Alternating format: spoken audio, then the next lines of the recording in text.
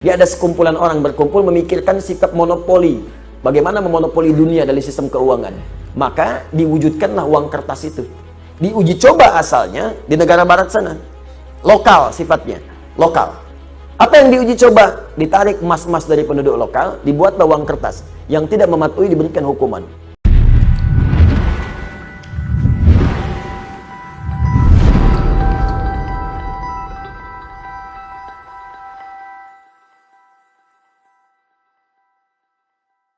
Karena ayat-ayat di Quran ketika bicara harta itu kebanyakan bicara tentang emas dan perak. Ya, misal Quran surah ketiga ayat ke-14, paling kanan agak ke bawah. Zuyyina lin-nasi hubbus syahawati minan nisa'i wal banin wal qanatiril muqantarati minan dzahab wal fiddah. Ya, qanatir muqantarah itu ada harta yang punya nilai intrinsik berharga. Yang kalau dikumpulkan punya nilai.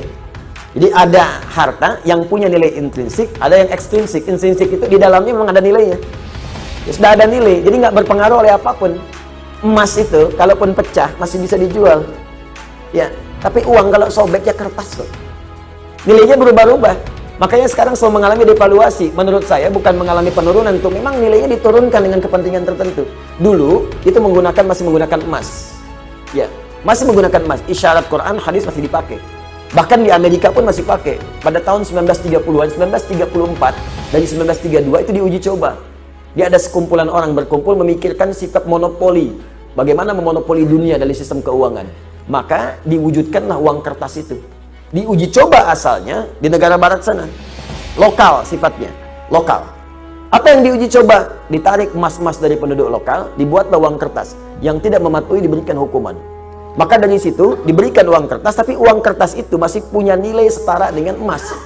Diberikan per onsnya emas itu setara dengan $20 pada masa itu.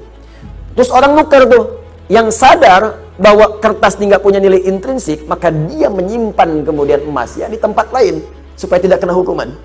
Ini kisah nyata ini, nanti ada perjanjiannya. Nah teman-teman sekalian, apa yang terjadi? Ketika uang itu sudah menyebar dan emasnya cukup terkumpul, maka diturunkan, didevaluasi nilainya. Yang tadinya per onsnya $20, ya diturunkan nilainya. Seakan-akan harga emas itu jadi naik, padahal emas itu segitu-gitu aja. Ya, uangnya turun lagi. Jadi berapa? $35. Ya, nilainya terus bertambah. Jadi seakan-akan jadi mahal gitu. Ya, padahal uangnya diturunkan, nilai uangnya yang turun, bukan barang yang naik.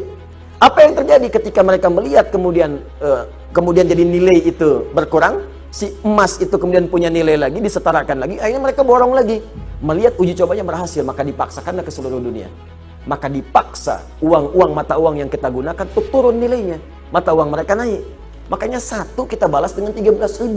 Mereka cuma mengeluarkan satu, kita keluarkan 13.000. Dikuraslah kemudian harta benda kita keluar. Itu paling gampang. Makanya nggak ada nilainya. Tempat lain ada yang 20.000, mereka ngasih satu, kita ngasih 20. Dan yang paling gampang itu kan kertas. Kertas kalau disobek, dihilangkan nilainya, nggak ada nilai. Sudah pulaunya keluar, sudah hartanya keluar, sudah emasnya diambil, ditukar dengan kertas. Mana ada kita nukar emas dengan kertas? Kertas nggak ada nilainya, disobek udah hilang. Bagaimana sekarang kalau mereka hilangkan? Kami sudah tidak menggunakan sistem uang lagi. Sementara harta benda kita sudah pindah. Apa yang mau kita sesali kemudian hari? Nah makanya, ini bahasa, ini ilmiah ya, ilmiah. Kalau mau diskusi silahkan. Ini ilmiah, jadi kita diskusi. Makanya dulu Bung Karno ketika membuat uang itu konsultasi pada ulama.